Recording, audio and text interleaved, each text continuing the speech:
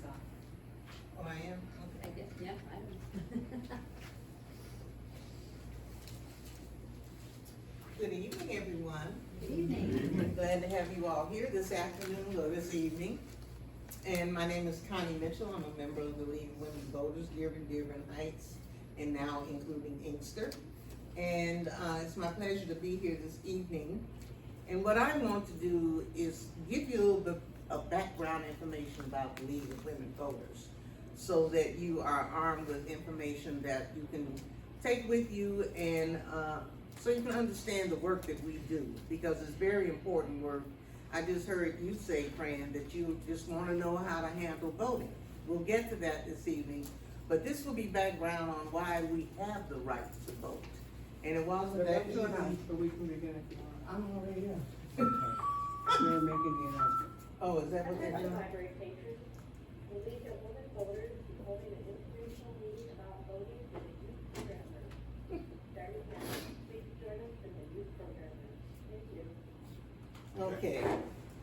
This is Carrie Chapman Catt. Would you believe that in 1848 women started trying to get the right to vote? 1848. And it took until 1920 to get an amendment, the 19th Amendment, into our Constitution in order for women to really have the right to vote. And then African American women still had another fight to fight because of their color. But it started with what was called the National American Woman Suffrage Association, and from there it turned into the League of Women Voters. You can see here where women marched, as we still are. We haven't stopped marching for our causes. And this slide just lets you know that the president, Woodrow Wilson, was opposed to suffrage. He didn't want women to have the vote. But he turned his thinking, and that's when the 19th Amendment became effective in our Constitution. These are some of the people who were instrumental in the suffrage movement. I had all their pictures, and I was supposed to go back and get their names. I couldn't find out where they were. We know a few of them, right? Yeah, well, I know Frederick Douglass, abolitionist. This is, yes, Helen Keller, Ida B. Wells, Sojourner Truth, and the other ladies. Oh, and this was very interesting. I think this was the Texas legislature up here. And the Texas legislature did things that no one else had done for the movement of women's suffrage. So that was very interesting back in that day. That's Elizabeth Cady Stanton in the middle. Right. Where are you, Elizabeth? Right in the middle. Right there. Right in the middle. Right. Anthony has to be in there somewhere. Oh, I'm sure. Yeah. There, yes. So we were originally created to help women carry out their new right to vote, so that we knew exactly what to do with that new right, and to encourage them to use that voting right in positive ways. It's always been a grassroots organization. We remain that way to this day. So we have a mission, which is empowering voters and defending democracy. We have a vision where every person who has the desire can participate in our democracy as they wish. And the value is that we believe in the power of women to create a more perfect democracy. So what we do two things: action and advocacy. When you become a member of the League of Women Voters, you may get an email that asks you to act on something by writing a legislator or calling someone in favor of a particular issue that's going on. Also, we advocate. We have an advocacy committee in our group, and of course in all levels of the League of Women Voters. And what we do is advocate for things that impress us to the point where we want to go into action to support whatever it may be. Women's rights, voting rights, making sure that prisoners are recognized. These are some of the things that we are still engaged with at this time. So these are some other things. One of the most recent ones and not really that reason. But the people who live in the District of Columbia want to become a state. They don't have the voting powers that we living in Michigan have. And they really have started through the League of Women Voters and other organizations a movement to try to become a state in the United States. We have two legal entities to carry out our work. On one hand, we're a 501c4. On the other hand, we're a 501c3. The 501c4 is where we can do political things. Keep in mind that we're nonpartisan. We never endorse candidates, but we can give an opinion as to how we feel about issues, how we feel about proposals that are on our ballots, how we feel about laws that are being created in our legislatures. The other arm is the Voters Education Fund. That's our nonprofit arm. And we're able to take contributions, and we use those contributions to educate the populace. So the two arms of our work are in the 501c4 and the 501c3. We also have a diversity, equity, and inclusion policy. Very important to us. There's no discrimination against any person in this country, in this organization. Everyone is welcome to be a part of it. Membership is open to men and women. This is the only organization that I know of that lets men be, or invites men to be, I should say, members also. So keep that in mind. We have 3 levels in the League of Women Voters. The U.S. level, the Michigan level, and the local level. When you join our local level, you also belong to the Michigan level and the U.S. level. So you get 3 memberships rolled into one. One of our premier voting information movements is the Vote 411 election information system. It will tell you if you are registered, where you're registered, where you can go and vote, what are the issues, etc., etc., etc. And it's found online, and it's a very handy tool for you to use if you need information, because, you know, otherwise you have to go a lot of different places to find what you need to know. But vote411.org, I believe it is an easy way to get the information you need to get. These are some of the things that we are engaged with. We do candidate forums. We're doing one very close to tonight with the candidates for the Dearborn Public Schools Board of Education.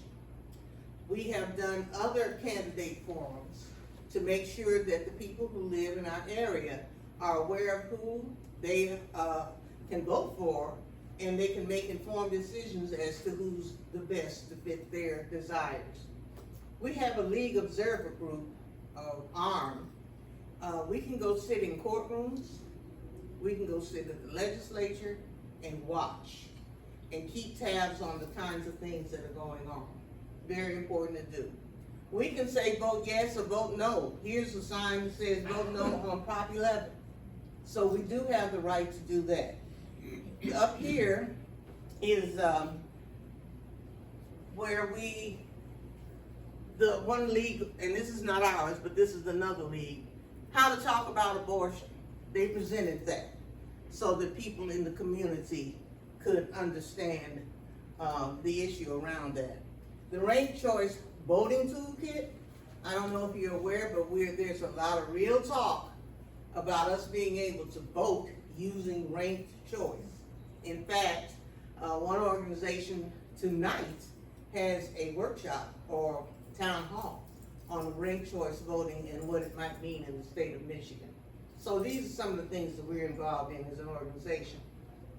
What's ranked voting? Ranked choice voting, instead of having just a list you can rank, and I haven't studied it either. I was so sorry that I couldn't go tonight.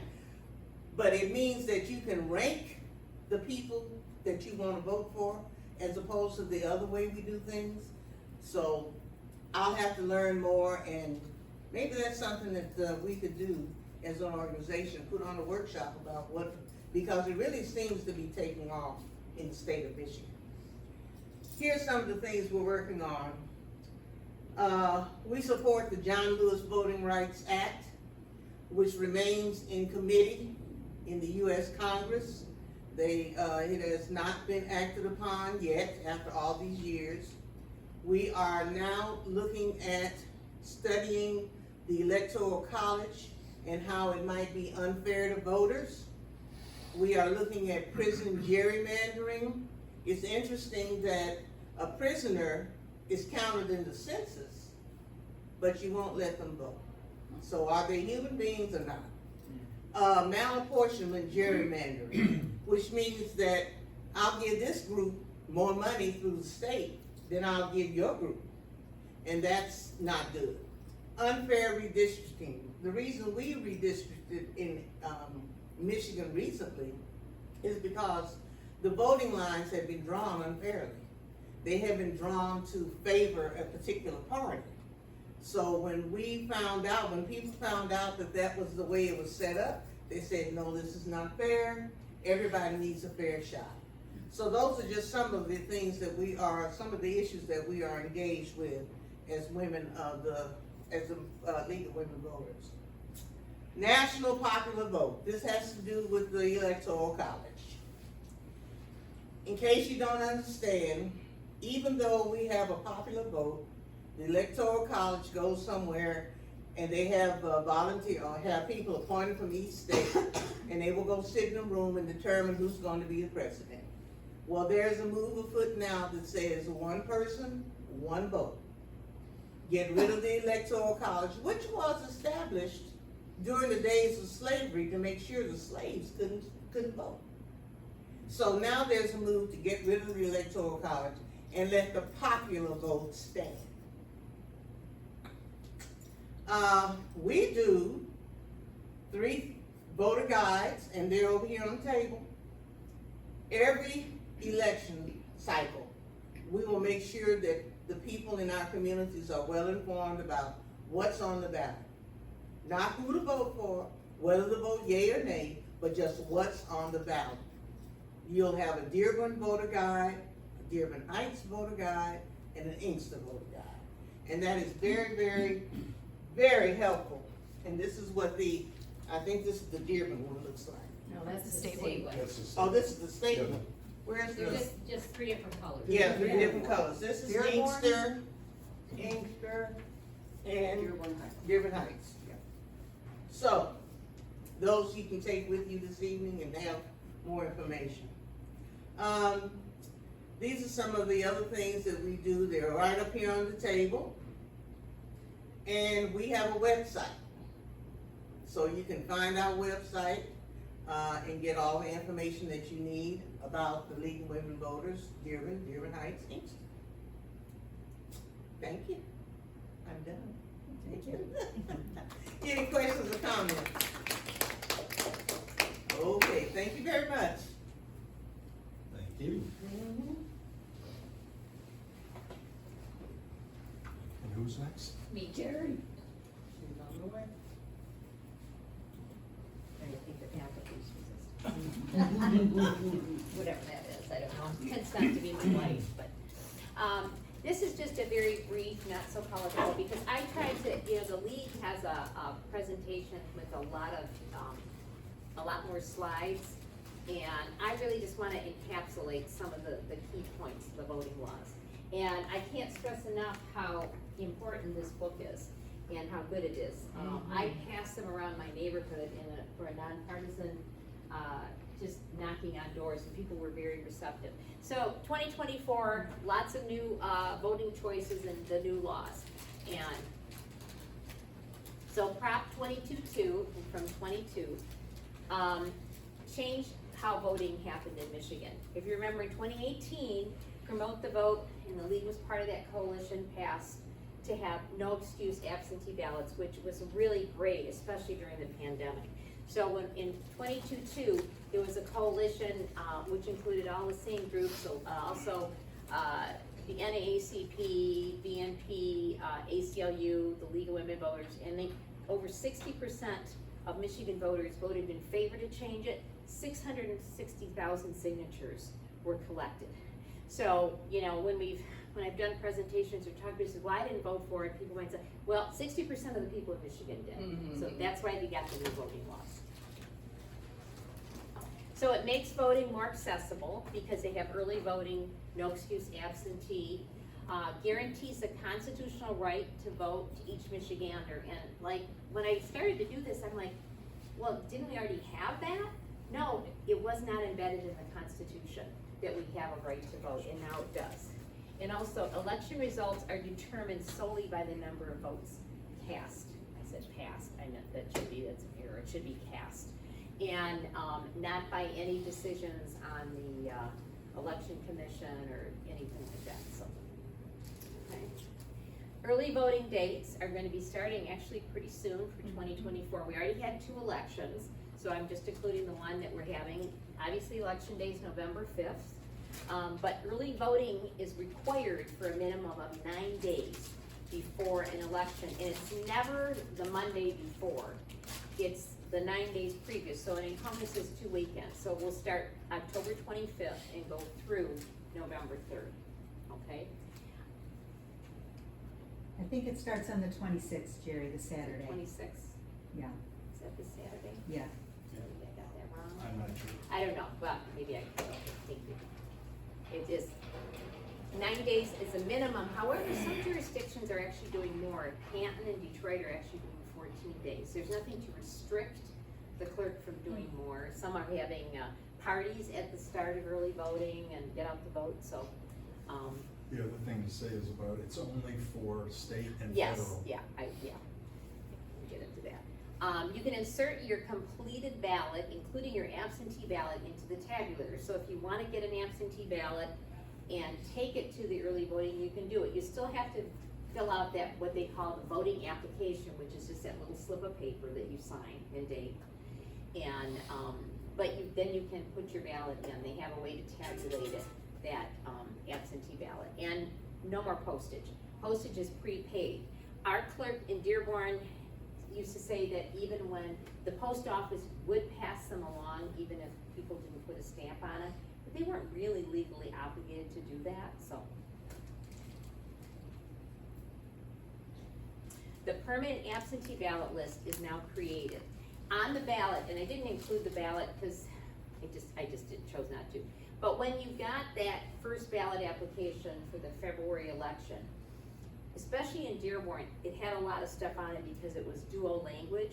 There was a little checkbox that was new that says, quote me, check to be on the permanent absentee ballot list. It was new, a lot of people missed it. Yeah, very easy to correct, all you do is contact the clerk. But they will, what the important part, and we just found this out from attending some clerk meetings with other groups, is that they're no longer gonna send out the absentee ballot applications anymore because there's the permanent list. Now, they'll do it this year, but as of next year, so if you didn't check that permanent absentee ballot list, you're not gonna get that application. You can certainly contact the clerk to get it. It's just, it can be easily fixed, but a lot of people might assume they're gonna get that, and if you don't check, I wanna be on the permanent absentee ballot list, you won't get it. If you checked it, you're great, in a good place, you will just automatically get your ballot. One thing you do need to check, if people that, like the snowbirds, you have to make sure, because that ballot won't necessarily follow you, like if you go down to Florida, so they're not gonna be forwarding it, so you have to make sure about that. That is another thing that you have to probably take responsibility for.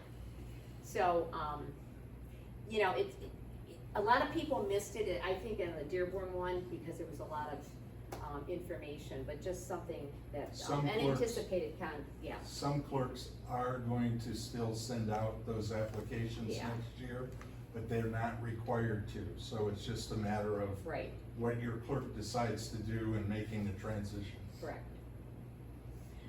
Drop boxes are required in a secure location for every 15,000 registered voters. So if a community only has 6,000, they still have to have at least one drop box. And they have to be in a secure location, usually, in Dearborn, they put them at parks, and they put them where security cameras are, and they're they're all, you can drive up to them to make the convenient. I don't know where they're at in Taylor, I'm sure probably at On the. the side road of the, city hall. Yeah, yeah. And I mean, yeah, we've been in other communities, I know Wayne County, Community College in Detroit has one, I've seen the one out here.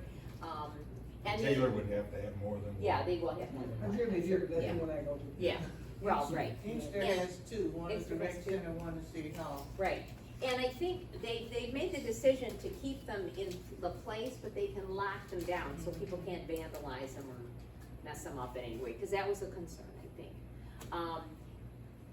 Jocelyn Benson talked about this overseas ballot thing, their husband was in the military, and his ballot came after the election, and it didn't get counted. Now, if it's postmarked by election day and received within 6 days, and that goes for citizens abroad as well, it will be counted.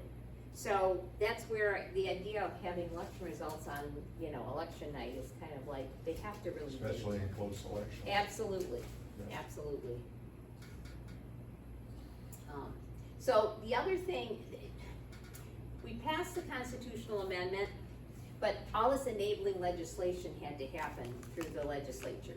And they actually went further on some things that weren't actually in the constitutional amendment, and one of them was the pre-registration for 16 and 17-year-olds. That wasn't even part of the proposal 22-2. But now, because that's a time when you might capture those kids going in for their permit, they get on a pre-registration list, and that's held separately. But when they're automatically turning 18 and eligible to vote, they will get their voter registration card. So that just captures a group of people automatically. I know Laura and some of us go out to the high schools, which is great, but this is just another way to catch some of those other students and young people that wouldn't necessarily be going. Because a lot of them are getting licenses and permits. Voters can pay for transportation to their early voting polling locations. And organizations. Organizations as Yeah. well, yes. So you can get, a church can rent a bus, a mosque, whatever before. Uber and Lyft used to offer free rides in some Yeah, states. I think they still do. They still Yeah. do. We just That was waiting on illegal it. in Michigan. Yeah. They couldn't take advantage of that. All of it was illegal. Now it's legal. So And that was legislation. that was legislation too. So the key takeaways here are the permanent AV list, early voting for state and federal elections, like Larry said, it's not required for local. However, I have a feeling maybe some of them might choose to do that. I mean, they obviously can if they want to, and you don't need stamps. You still can take it into the clerk's office, you can put it in the drop box. I know probably everybody in this room knows that, but one of the things I've always liked to remind people is a drop box is not a mailbox. So if you work in Detroit and you live in Inkster, you can't put your ballot in the Detroit drop box. You have to put it in the Inkster drop box. And again, I think the clerks try to make sure it gets to the right place, but they're not obligated to do that, and I wouldn't wanna take that chance. So that's just another thing, to And remember. about the mail delivery of absentee ballots. Right. They're really recommending at least 15 Yes. days before the election that you put your ballot in the mailbox if you're choosing to go that Right, direction. because of the mail. Yeah, Marlene. I have two questions. If one fills out their absentee ballot, can they put it in the, machine at Yeah. the poll? Yes. Yes. They So can on bring the it up. day of the election, you can take your absentee You can. ballot and. Detroit had gotten, they were not required to do that in the last election. I'm not sure about this coming election where they were not allowing people to Right. put it in. On the- election day. But every other place you could put it in the On election So day. Dearborn Heights and Inkster, you Yes. can do that. I mean, and honestly, on the early voting. would I recommend, I mean, unless you really have a penchant for wanting to go to, on election day, I would encourage people to do that during the early voting. Because there's a lot of stuff that, I mean, it's just election day's still It kind of does crazy. take a little longer. Yes, it does. So if it's a crowded polls like they're liable to Right. be in November, it will slow down the process in Right. that precinct. But it can be done. It can be done. Okay, and then the other question is, if a 16-year-old gets a driver's license, can they are they pre-registered by virtue of It's getting? motor vote, yes, Yes. yes. If they go in, yes, that's exactly what's gonna happen. Then they'll capture that name, it'll be held, and then they'll get the voter registration card when they turn Thank in. you. So it's kind of a. Yeah, it used to be optional to register to vote, now it's everybody's Right. registered unless they It's request not to. automatic, it's automatic unless you say, I don't wanna be. We were knocking doors, actually not in this neighborhood, and, Larry came to a house and the gentleman moved from Florida, and he said, I can't vote, I have a felony conviction. He said, you're a registered voter. It's In Michigan, Michigan, as long as you're not actually serving the sentence. Right. Florida's different. Before you're sentenced, in jail you can vote, and I know that the Wayne County Sheriff has talked about making sure that people get, the Wayne County jail to vote, and, Prisoners who are actually in a prison right, are not allowed to vote until they are released. There's nothing about your fines or any of your Right. court costs. That's what's held it up in Florida. right. Because the voters voted to allow prisoners to vote, but then the legislature said they gotta pay all these Yeah, fines. they do. Well, and I'm just going back to that, prison gerrymandering, one of the things, and Larry and I were at an event, we had an opportunity to talk to, Senator Santana. She's pretty confident that it's gonna be passing, cause she introduced that legislation. It's gonna be going through the House, but, if you, the whole concept of that is, when you're incarcerated, the institution is covering all your needs at that point. You're not using services in the community. But you, say you're incarcerated and you're in the western part of the state, but your home is Dearborn, they're counting you in the western part of the state for the census, so Dearborn doesn't get the money for you. So hence you go back to Dearborn doesn't have, trying to allocate resources, which is exactly what the census does. So Of hopefully course, that will be impacts amended. Detroit a lot. It absolutely impacts Detroit, but it's any other community as well, so. I don't understand about the early voting. How do you vote locally? You vote You at, vote it's in at the early one voting location. site, yeah. Most communities only have one. The early voting, and I know you vote at Allegria, but, the early voting site is at the Performing Arts Center in Dearborn. Yeah. And they have certain tabulators, and this is true at any voting early voting site, that are designated for precincts 1 through so many, and the one, whatever. They divvy them up that way. And in Inkster, we go to City Hall. But how do you, it says for statewide and federal elections. Yeah. What about local? The It local is wasn't not part of required. it wasn't part of the municipal, it wasn't part of the, It wasn't part of the Constitutional amendment. constitutional amendment. But So- may I make a point? Yeah. So for this current election cycle in November, there will be state, federal, and local elections on the ballot. Yeah. All of those things on the same ballot will Right. be part of what you will vote at early voting. Correct. So, But if it's only a local election, Right. there's Right. no requirement. So if you're voting for council, you don't have early voting. Like in Dearborn, they could choose to do it, but, it does cost. There's a cost to all of these things, For the obviously. most part, federal and state elections happen on the even years.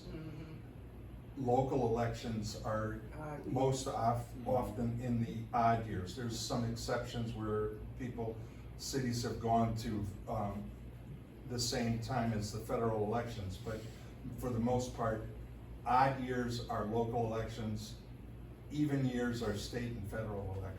Right. but in this even year, we will have local elections because we have school boards. Correct, Right. correct. Yeah, it's So, all the and same ballot. County, Right. and county. Yeah, they don't separate the militaries. ballot. They don't separate the ballot, yeah. I just wanted to make that clear, Yes. particularly as we are recording it, and so someone Right. wouldn't get the impression that there was something It's separate. not, it's Yeah. not split out, Yeah. Barbara, if that's what you're concerned about, now that, I know, I suspect that many clerks will provide some level of early voting, just probably not 9 days. Right, which would They be may great, be a actually. weekend or There was something. talk about, I don't know who was talking about moving even like the other elections to this, the same year as the Right. federal and state, but I don't know if a lot of the local people don't want that. I mean, I think it's kind of it would Yeah. actually save money in some ways, but, you know, it's just how they choose to do it. And I know they stagger, the council in Dearborn Heights, right? Depending on the city. Yeah. So, And Inkster has them by zones. right, so every community has it different. And the thing about this is Michigan is one of those places where we have we have more than 1,500 clerks in the state. We don't have county-wide clerks that manage elections, so it is a little wonkier, but I think most of the clerks have caught up to speed. I think they've been really trying to do the right thing. They're feeling overwhelmed, but It's they are, overwhelming, yeah. they got a little bit of practice. Any They other? got a little bit of practice in February and Yes, in in August. February, right. Yeah. Yeah, so hopefully, I know they are anticipating, obviously larger turnout, so. Any other questions or comments? Just a comment, the concern about whether you're on the permanent absentee ballot, don't be afraid to go to your city clerk. Right. When I That's all first you came need to back, do. they will ask to see your ID, they will look it up, and they will affirm you're in it. If you are, say yes, you are. If you are not, they will ask you, would you like us to put you in that at that time, and they will do it. They are a very helpful group. If you don't know who your city clerk is, never be afraid to go to City Hall and look at it. Correct. And I'm gonna jump to one thing on the voter guide, it's a pet peeve of mine, Go and it ahead. blows my heart. When you see our voter guides for your areas, you're gonna see, starting with the national elections and then the state, please, everyone, turn your ballots over. Look at the judges, look at any of the proposals. It is very important that we vote for the judges that are there too. And our voter guides will provide, we've taken the time as a league to ask questions of everyone who's running. You will be surprised, some respond, some do not. Maybe I'm a little cynical, but if you didn't take the time to answer our questions, that sends flags to me. Maybe I don't want you to be a judge in my area. One of the Supreme Court justices didn't respond. Yeah. I mean, I know, I had that conversation with a friend of mine today, and she said, I went to the vote 411, and I was surprised who didn't respond, so So just I mean, I please think- take yeah. the time, look over both sides of your yeah, ballot. when you vote. definitely. No, absolutely. And the people have talked about, you can fill in that partisan bubble, that's great, if you want a straight party, but that's not gonna capture the judges. And the judges are nominated by party, even though they run, some of them, Right. even though they run as nonpartisan, so it's even more confusing, but, look at You the should guys. have your absentee ballot already. Oh, yes, If you're- absolutely, You're on the absolutely. list. If Yeah. you expect to get an absentee ballot and you haven't gotten it by now, Oh. you should Talk call to your the clerk, city clerk. absolutely, Yeah. absolutely. Because they went out on the 26th of September. And they were out the next day. I Yeah, got mine. we got ours next week, so, okay, well, thank you, All right. all right. I'm just gonna point at you when I want a new Okay. slide. I'll have to,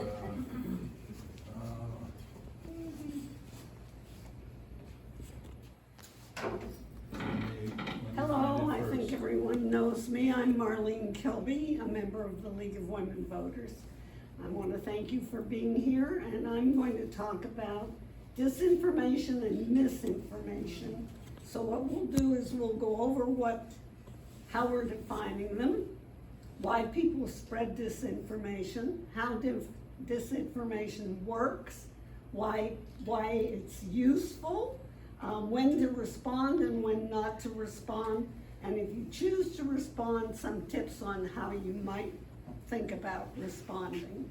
yeah, you might want to wait until I get the link. Okay.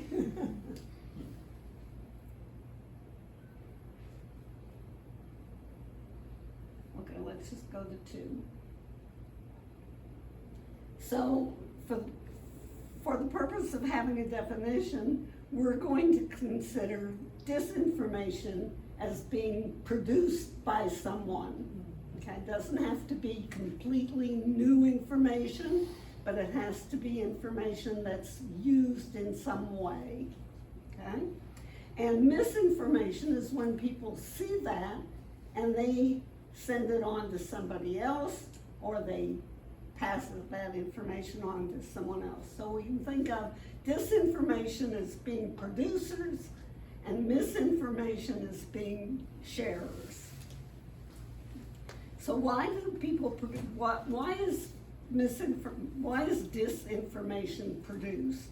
Well, disinformation is produced by all sorts of entities. It's produced by individuals, it's produced by foreign countries, it's produced by foreign agents, it's produced by political parties, it's produced by people who support a specific party, and it's unfortunately extremely prevalent and becoming even more prevalent. Is this a slide? It's important to consider why people produce or why entities produce disinformation, because the motivation may be a key to helping debunk the information. Some disinformation is designed to help someone retain or gain political power. Some disinformation is spread by pranksters, and some disinformation generates revenue by gaining contributions or likes or shares or by promoting sales. Okay, and why do people share disinformation? That is, why do they pass on misinformation? Because it aligns with their idea of who they are, their identity, or their affiliation. We're ready for 3. So false and misleading information comes in many forms. Here you see 7 types of misinformation, and it's on a continuum of intent to cause harm, from running low on the left to high on the right. At the low end, some prankster or satirist may not really mean to cause any harm. They may just produce a false image or false content as a joke. However, someone else may see that and then pass that on as misinformation, believing it to be true. So it can cause harm.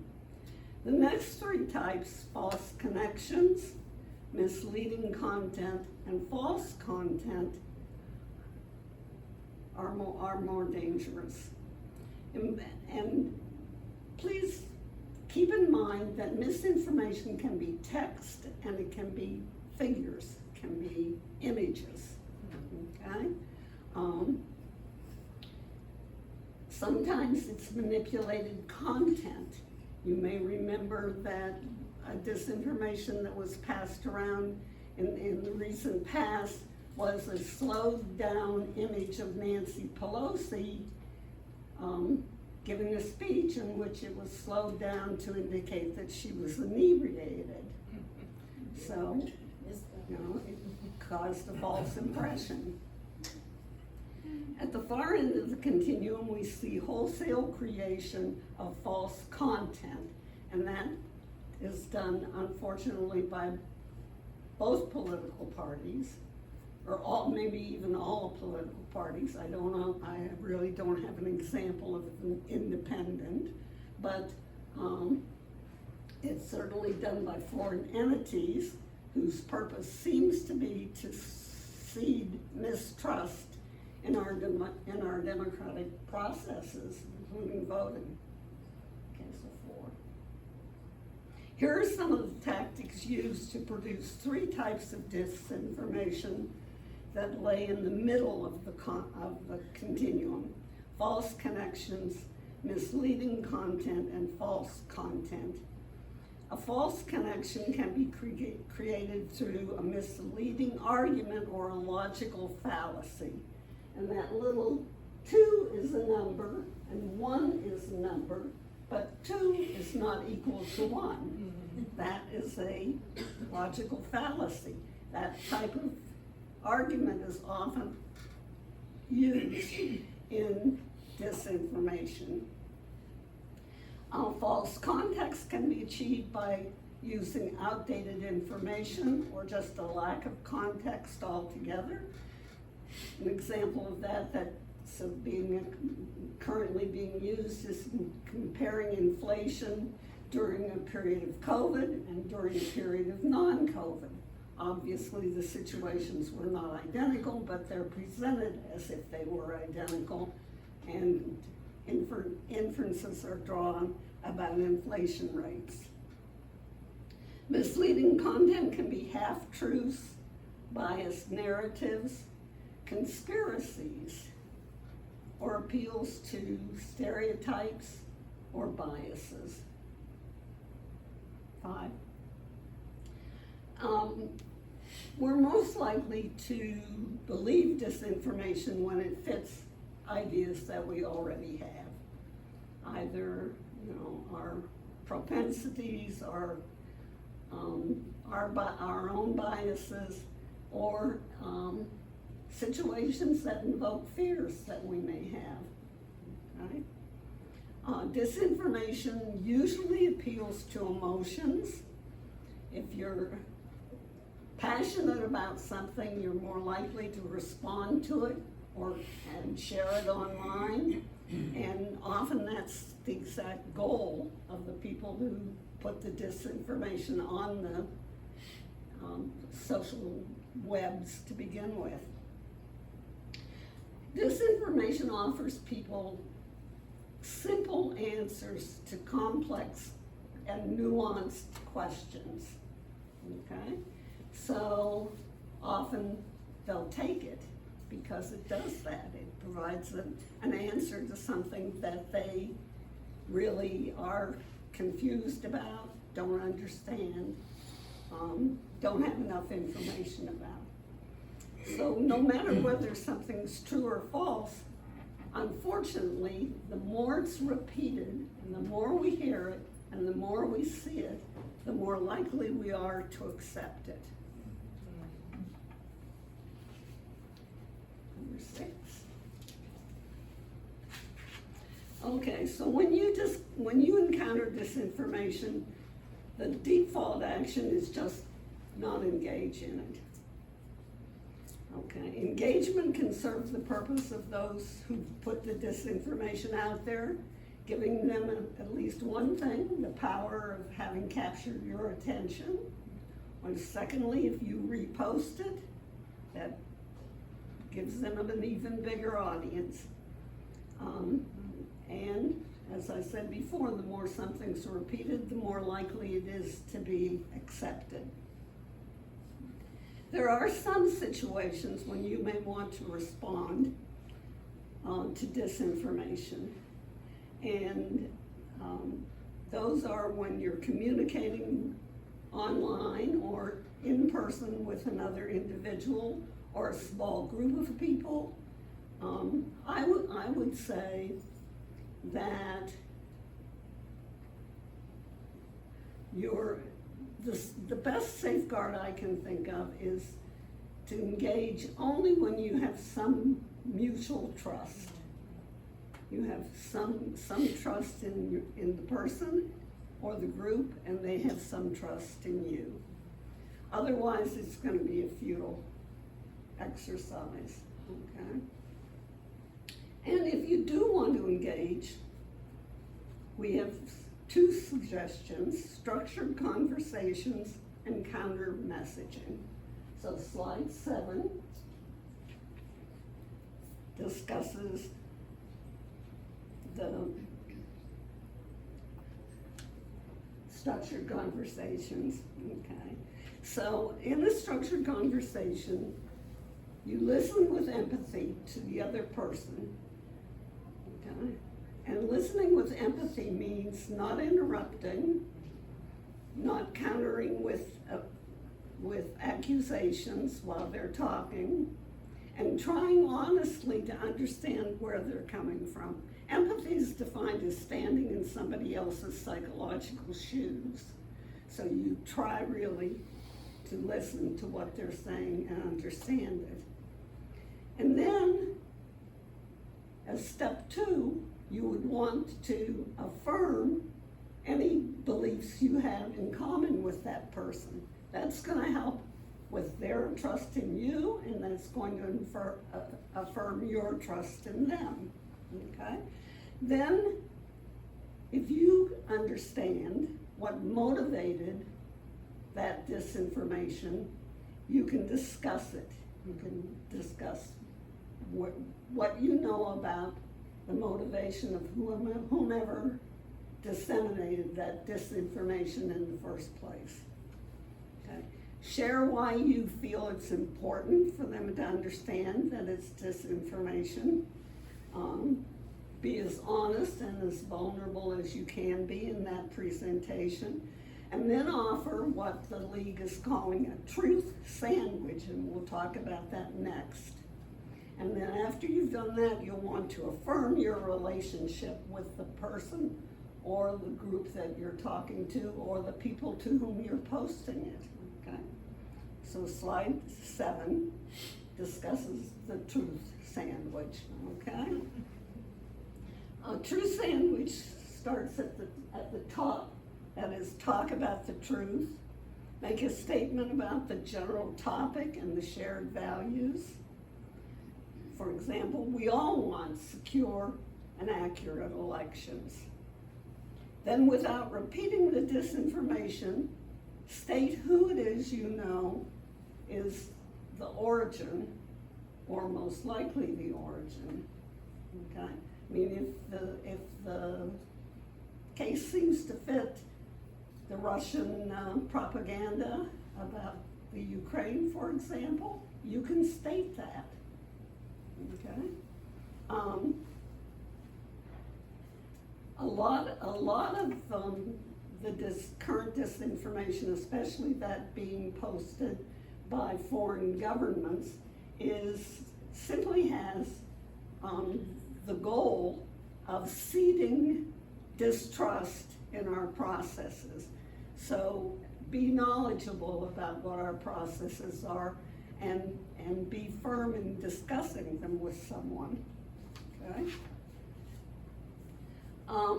Then try to state a positive vision for the future with regard to the topic, okay? So there are a couple examples that I want to point out of So you still want to stay disinformation. in the same one? Or the next one? Yes, well, I'm gonna get back to 3 with 2 examples, okay? The Heritage Foundation was once a respectable think tank, but it's now engaged in the spread of misinformation. In July, the Heritage Foundation sent people that they had hired into apartment buildings in Norcross, Georgia. Now, Norcross, Georgia is a suburb of Atlanta that has a very high population of immigrants. These people masqueraded as employees of the government there to help them process the legal system, okay? Meanwhile, they were filming their interaction with these people without telling them that they were recording it. So, claiming to want to help immigrants navigate the governmental systems, they asked people if they were citizens and if they were required to vote, if they were registered to vote. 7 people that they queried said they were not citizens, but that they were registered to vote. And then several days later, the foundation posted a video on the social media platform X containing some of the footage that the men had captured and called it staggering evidence that 14% of non-citizens in Georgia, which they said extrapolated to more than 47,000 people, were registered to vote in Georgia. That video got 56 million hits. okay? It also got the attention of the Secretary of State. They did not have the names of these people, but they had their pictures. So they identified who these people were from their pictures, okay, and went to interview them, okay. First of all, they checked to see if they were registered, and of course, none of them were registered. And so they went to check to see why they had said they were registered. Well, one lady said she had said she was registered because the man said he was from the government, and she thought he was gonna try to get her to register if she said no, and she knew that was against the law. Okay? Other people said they thought they were there to register people, and they just said they were registered because they wanted to get them out of their doorway and get on with their day. Okay? Unfortunately, as I said, 56 million people saw the disinformation. Meanwhile, the facts are little known. A study by the Brennan Center for Justice, a policy group that focuses on voting and criminal justice issues, found that 1/10,000th of 1% of votes in the 2016 election were cast by non-citizens. That's 1/10,000th of 1%. The Cato Institute, a libertarian think tank, has said that non-citizens don't vote in detectable numbers. The Heritage Foundation itself did a study, and they found 23 documented cases of non-citizens voting between 2003 and 2023. So that's one per year, okay? As for Georgia, the Secretary of State, Mr. Raffensperger, announced that he'd done a statewide audit that determined 1,634 non-citizens had tried to register to vote, but none of them were successful. Okay? So our voting systems are very secure, and people need to know that information, and they need to counter the disinformation that is so prevalent attacking our systems. There's another source of disinformation, and I'll give you some truth real about that. And that is Elon Musk, and who now owns X, which allows him free reign over it.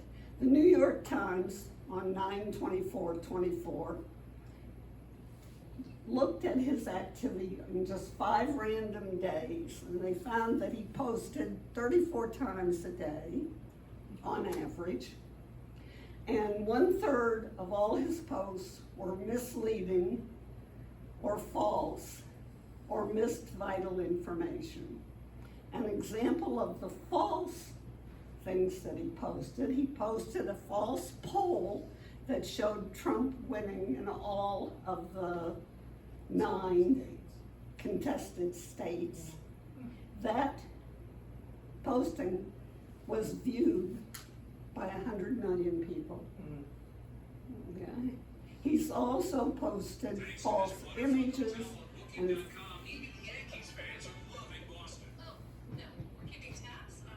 I'm sorry, let me take this out of here. I put it in my pocket and turned it out. he's also posted a lot of false, fake videos of candidate Harris that are meant to be embarrassing or demeaning. Okay, and one can assume that those are being widely seen because X is widely used. So one of the things that you might also ask people about the source of their information is, if they're getting it from Elon Musk or X, they need to be cautious about it. So any questions or comments?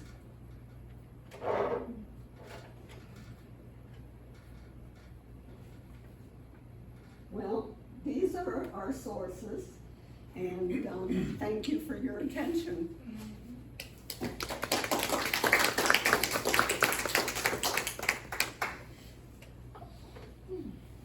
Once By the way, again- the Tigers won. Yeah, I told you to fly out of my pocket and I caught it and it started talking about weather. But we have all the information here for Dearborn, Dearborn Heights, and Inkster for voting. Please feel free to stop by, take anything. If you know someone you'd like to share the information with, do so. Once again, I can't stress enough, reach out to your city clerks. Get familiar with them if you have questions about anything about your ballot. But at this time, I'd like to thank Larry for being our information man on the screen, and our three speakers, Colleen, Geri, and Marlyne. They are all members of our board. And if you are not in our league, please go to our website. If you'd like to join, we would love to have you. Thank you.